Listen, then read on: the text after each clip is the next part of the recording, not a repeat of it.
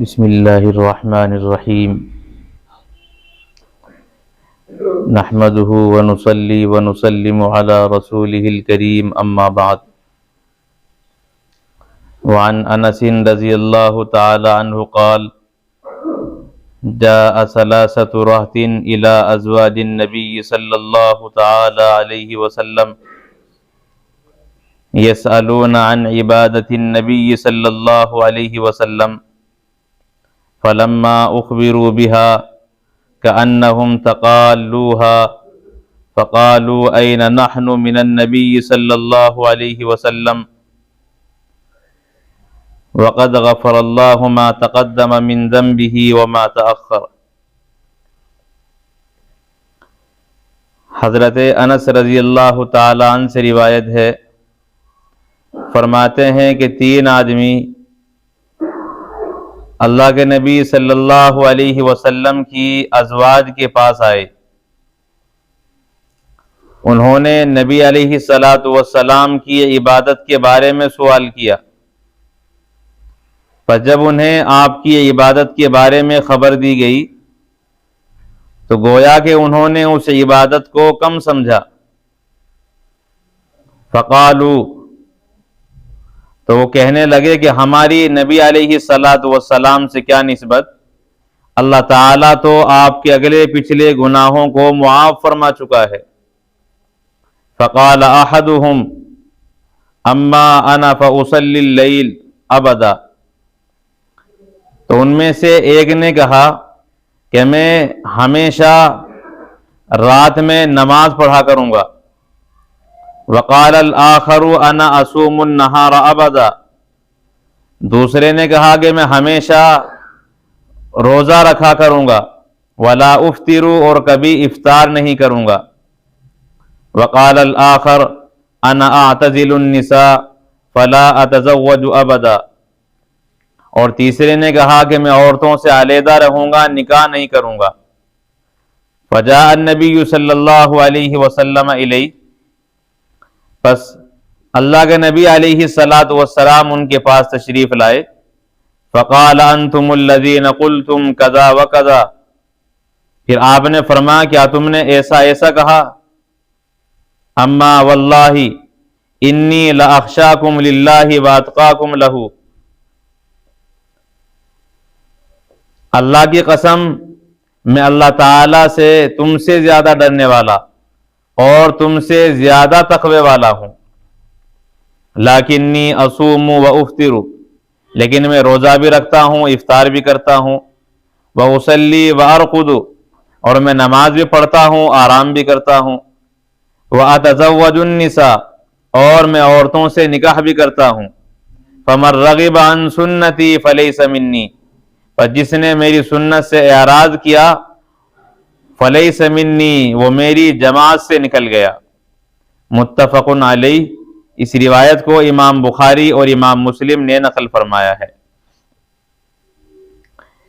اس مذکورہ روایت میں رسول اکرم صلی اللہ علیہ وسلم کی سنت، آپ علیہ السلام کی اتباع کی اہمیت کو بیان کیا گیا ہے کہ تین آدمی رسول اکرم علیہ السلام کی ازواج کے پاس آئے اور آ کر آپ کی عبادت کے بارے میں سوال کیا۔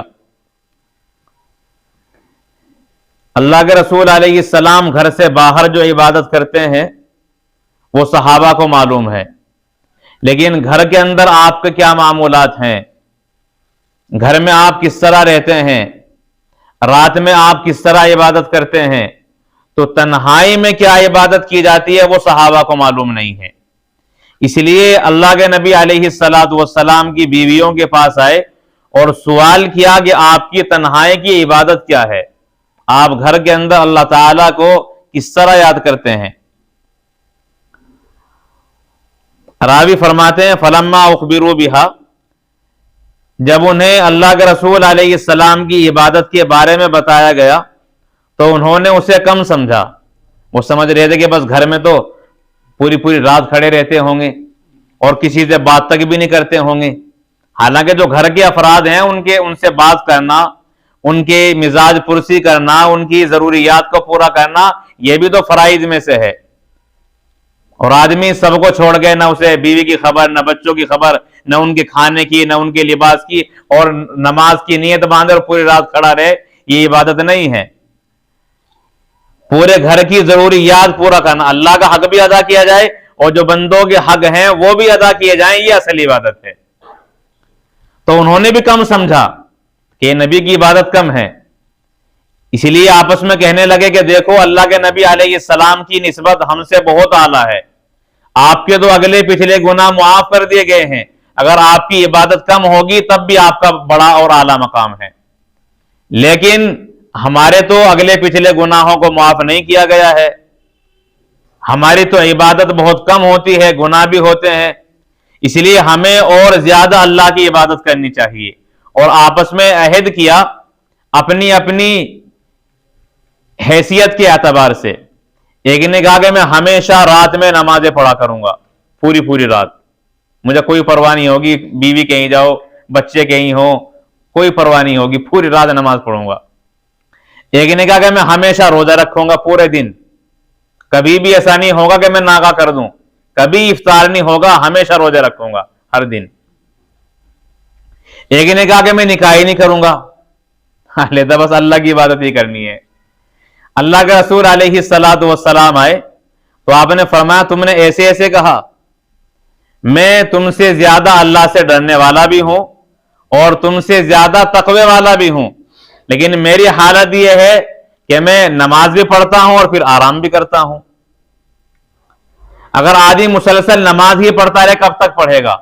ایک دن، 2 دن، 3 دن تھک جائے گا، پھر فرائض بھی چھوٹیں گے اس کے۔ تو اس لیے آرام بھی کرنا چاہیے تاکہ اگلی نماز کے لیے آدمی مستقل تیار ہو جائے۔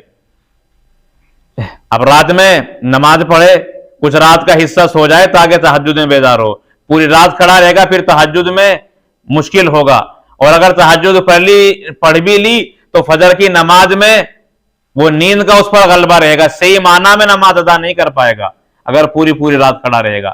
1-2 دن تو آدمی عبادت کر سکتا ہے، لیکن مستقل اگر مزاج بنائے گا تو صحیح معنی میں نہیں ہو پائے گی۔ اس لیے اللہ کے رسول علیہ السلام نماز تہجد پڑھتے، تہجد پڑھنے کے بعد پھر سو جاتے، اور سونے کے بعد پھر دوبارہ بیدار ہوتے، سنت پڑھتے اور فرض کی نماز ادا کرتے، یہ آپ کا معمول تھا۔ تو آپ نے فرمایا کہ میں نماز بھی پڑھتا ہوں، آرام بھی کرتا ہوں، اور روزے جو نفلی روزے ہیں میں نفلی روزے کبھی رکھتا ہوں اور چھوڑتا بھی ہوں مستقل، اور نکاح کا مسئلہ میں نکاح بھی کرتا ہوں، یہ مستقل سنت ہے انبیاء علیہم السلام کی، اور خود قرآن پاک میں اللہ تعالیٰ نے نکاح کا حکم دیا ہے، اور حضرت آدم و حوا علیہم السلام کا نکاح اللہ تبارک و تعالیٰ نے خود کرایا ہے۔ تو جو کام اللہ نے کرایا ہو، امت کو تعلیم دیا، اس سے علیحدہ رہنا یہ تو شریعت سے دور بھاگنا ہے۔ اس لیے آپ نے فرمایا کہ میں نکاح بھی کرتا ہوں، فَمَن رَغِبَ عَن سُنَّتِي فَلَيْسَ مِنِّي، جو میری سنت سے اعراض کرے گا اس کا مجھ سے کوئی تعلق نہیں ہے۔ اس میں آپ نے اشارہ فرما دیا کہ اصل عبادت وہ ہے جو نبی کے طریقے کے مطابق ہو۔ مذہب عیسائیت کے اندر ہے رہبانیت، ان لوگوں کا طریقہ یہ تھا کہ وہ دنیا سے اپنے آپ کو بالکل علیحدہ کر لیتے، کسی جنگل میں چلے جاتے، کسی غار کے اندر داخل ہو جاتے، یا کسی پہاڑ کی بلندی پر چلے جاتے، انہیں دنیا سے کوئی تعلق نہیں ہوتا تھا، بس وہاں تنہائی میں عبادت کرتے تھے، یہ طریقہ تھا رہبانیت کا۔ رسول اکرم علیہ السلام نے فرمایا لا رہبانیت فی الاسلام، کہ اسلام میں کوئی رہبانیت نہیں ہے، اسلام یہ کہتا ہے کہ تم لوگوں کے اندر اللہ نے انسان بنایا ہے، جانوروں کی طرح جنگل میں رہنے کے لیے نہیں بنایا، انسان بنایا ہے تو انسانوں کی آبادی میں رہو۔ آدمی تنہائی میں خالص عبادت کر سکتا ہے، لیکن جو اللہ کے بندے غریب ہیں، محتاج ہیں، ضرورت مند ہیں، مظلوم ہیں، ان کے ساتھ ہمدردی کون کرے گا؟ پھر تو ہر آدمی جنگل میں چلا جائے اور پھر جو اپاہج ہیں، غریب ہیں، وہ پڑے رہ جائیں گے، ان کی دیکھ بھال کرنے والا کون ہوگا؟ ان کی مزاج پرسی کرنے والا کون ہوگا؟ غریبوں کو کون دیکھے گا؟ اسی لیے اللہ کے رسول نے فرمایا کہ یہ طریقہ اسلام کے اندر موجود نہیں ہے۔ اسلام تو اس بات کی تعلیم دیتا ہے کہ بندہ اللہ کے حقوق بھی ادا کرے اور اللہ تعالیٰ کے جو بندوں کے حقوق ہیں ان کے بھی حقوق ادا کرے۔ اب آدمی چلا جائے تو پھر ماں باپ کی خدمت کون کرے گا؟ اولاد کی تربیت کا، ان کی تعلیم کا انتظام کون کرے گا؟ تو سارا ہی معاملہ اور معاشرہ ہی بگڑ کر رہ جائے گا۔ اسی لیے آپ نے فرمایا کہ میرا طریقہ یہ، میں اللہ سے ڈرتا بھی زیادہ ہوں اور تم سے زیادہ تقوی والا بھی ہوں، لیکن میرے حالات یہ ہیں کہ میں اللہ تبارک و تعالیٰ کی عبادت اس اندام سے انجام دیتا ہوں کہ مستقل طور پر اس پر لگا نہیں رہتا، بلکہ دوسروں کے حقوق بھی ادا کرتا ہوں۔ تو آپ نے تنبیہ فرمائی ان لوگوں کو جو یہ چاہ رہے تھے کہ ہم نبی کے طریقے سے ہٹ کر علیہ سے عبادت کریں۔ اسی لیے اس روایت سے معلوم ہوا کہ آدمی کو سنت پر مضبوط رہنا چاہیے، جو طریقہ رسول اللہ صلی اللہ علیہ وسلم کا ہے آدمی اسی طریقے پر رہتے ہوئے عمل کرے، وہی اصل عبادت ہے اور اسی کے اندر فائدہ زیادہ ہے، گرچہ وہ کم ہو۔ اور اگر ہم نے تعداد زیادہ بنا لی عبادت کی لیکن طریقہ نبی کا نہ ہو، پھر وہ عبادت انسان کی مردود ہو جاتی ہے۔ مثلا اللہ کے رسول علیہ السلام نے فجر کی نماز پڑھی ہے 2۔ اب کوئی آدمی کہے کہ نبی تو انہیں تو ضرورت نہیں تھی، وہ تو معصوم تھے گناہوں سے، ان کا تو اعلیٰ مقام ہے، میں تو آج سے 4 پڑھا کروں گا، میں تو گناہگار ہوں۔ اب یہ بے وقوفی ہے اس انسان کی، وہ 2 بھی ختم ہو جائیں گے جو پڑھ رہا ہے۔ ایسے ہی اللہ کے رسول علیہ السلام نے جب سورج نکل رہا ہو نماز پڑھنے سے منع کیا ہے۔ اب آدمی کہ نہیں میں تو فجر کے بعد 8 بجے تک پڑھوں گا نماز، کہ سورج بھی نکل رہا ہو، ہٹنے والا نہیں سورج سے بھی، میں ڈرتا ہی نہیں، نکلتا رہے سورج۔ یہ ہو رہا ہے، نماز کا وقت ہے، ٹائم لگا ہوا ہے، اس کے باوجود بھی نیت باندھ لیں گے، اندر باندھ لیں گے کیونکہ سورج تو باہر نکل رہا، اندر تو نہیں نکل رہا۔ یہ حالت ہے لوگوں کی، ٹائم ٹیبل لگا ہوا ہے نماز کا، بس اس وقت سورج نکل رہا ہے، نماز نہیں ہوگی، حرام ہے نماز پڑھنا۔ اور نماز جب سورج نکلنا شروع ہو گیا تو سورج نکلتے ہی نماز خود بخود ختم ہو جاتی ہے۔ اب وہ آدمی زبردستی نیت باندھ کر کے رکھے، اس کی نماز کبھی نہیں ہوگی اور گناہ حرام کا الگ ہوگا، اجازت نہیں ہے، رسول اللہ نے منع فرمایا ہے۔ تو معلوم یہ ہوا کہ طریقہ نبی کا ہونا ضروری ہے۔ عبادت سے اگر نبی کا طریقہ نکل جائے پھر وہ عبادت ہی نہیں رہتی، عبادت ہی ختم ہو جاتی ہے۔ اسی لیے اللہ کے رسول فرماتے کہ میرے طریقے کو لازم پکڑو، اور جو میری سنت سے، میرے طریقے سے اعراض کرے گا، میرے طریقے سے دور بھاگے گا، تو اس انسان کا مجھ سے کوئی تعلق نہیں ہے۔ کتنی زبردست دھمکی ہے رسول اللہ کی ایسے لوگوں کے لیے جو سنت سے ہٹ کر کے اپنی زندگی کو معمول پر لانے کی کوشش کرتے ہیں۔